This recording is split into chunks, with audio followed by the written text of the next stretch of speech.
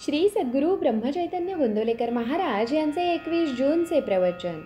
भाव असल्याशिवाय परमार्थ होत नाही. प्रपंचात जसा पैसा लागतो त्याप्रमाणे परमार्थात भाव लागतो. प्रपंचात पैशाशिवाय चालूच शकत नाही. परमार्थही भाव असल्याशिवाय होत नाही. जसा तुमचा भाव असेल त्याप्रमाणे तुम्हाला देवाची प्राप्ती होईल. प्रल्हादाला खांबातही देवाची प्राप्ती झाली, तर नामदेवाने दगडाच्या मूर्तीलाही जीव घातले. तुम्हा सर्वांना गोपीची गोष्ट माहिती असेलच. त्या गोपीला श्रीकृष्णाला जेवण घालायचे होते, पण तिचा नवरा तिला जाऊ देईना. त्यावर तिने सांगितले की हा देह तुझा आहे, परंतु मनावर तुझा ताबा नाही. असे म्हणून ती त्याच्याजवळ देह ठेवून श्रीकृष्णाकडे गेलीच की नाही. त्याप्रमाणे आपण परमार्थात भाव ठेवणे जरूर आहे. पण असे आपण नुसते म्हणून काय उपयोग? तो सर्वव्यापी आहे, सर्व साक्षी आहे असे आपण म्हणतो, पण आपण पापचरण करायला भीतो का? तो आपल्याला पाहतो आहे असे पक्के वाटले तर आपल्याकडून कधीतरी पाप होईल का? पण आपल्याला तसे वाटतच नाही. आपल्यासारख्या आस्तिकाला देव हवा असे वाटते खरे, पण हवाच असे वाटत नाही.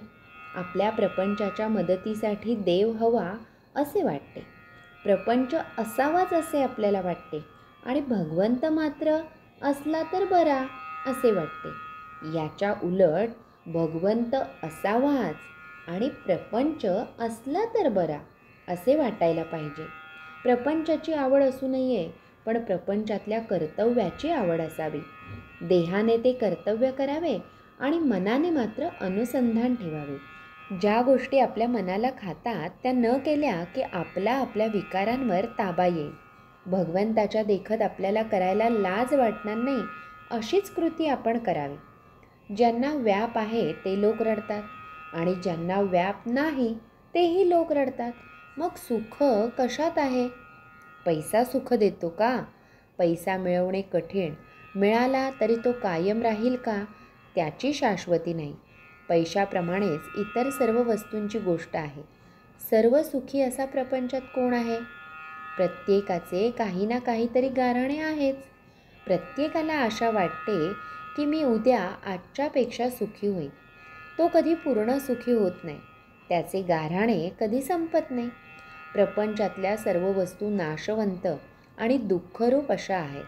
म्हणूनच प्रपंच असत्य आहे हा अनुभव प्रपंच देतो. त्या अनुभवाने प्रपंचात जो आसक्त होत नाही तो सुखी. अनुभव विसरून जो आसक्त होतो तो दुःखी.